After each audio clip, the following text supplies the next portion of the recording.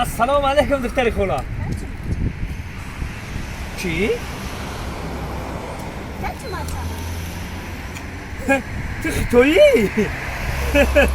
این خیلی لباسای ملی ما رو پوشیدی بخوام اقام دختر تاجیکی نه تاجیکی بلودن ناتسانال اوقاتای تاجیکی صورت این سال رشد سیاحی در تاجیکستان خوش آمدین ویلکام добро пожаловать в Таджикистан. Это Таджикистан красивый город, کوههای بلند داره میری تو رو کوهی بلند میری خر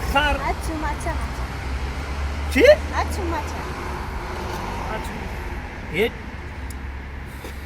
قطعی عجینه ما چخری گرم زنم نمیدونم خود عجینه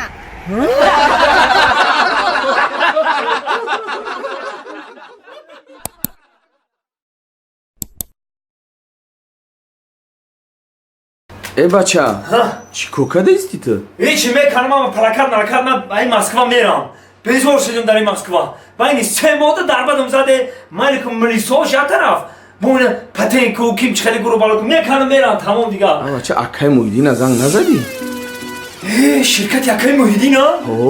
اوه انا کلا با شرکت اکای محیدین زنگ زده بند رقم ها گرانیچه رفته گرانیچه قزاقستان رفته گشته اومده و چیکار کردن نکن کار کردن نکن البته با هر یکی شما من توصیه میتونم که با شرکت اکای محیدین زنگ زنید شما را ساق و سلامت برده گرانیچه بگردوندن میارن البته انا دکومنتدار میشیم پتنتدار میشیم خیلی اکا بکن برای خی رفتنی بودی کو؟ نه دیگه چی با میکنم اون شرکت اکای محیدین خطی میرم گرانیچه خود چون با پتنامونو جا با جا میکنم میگیرم میرم با کار ما دوام دادن میگیرم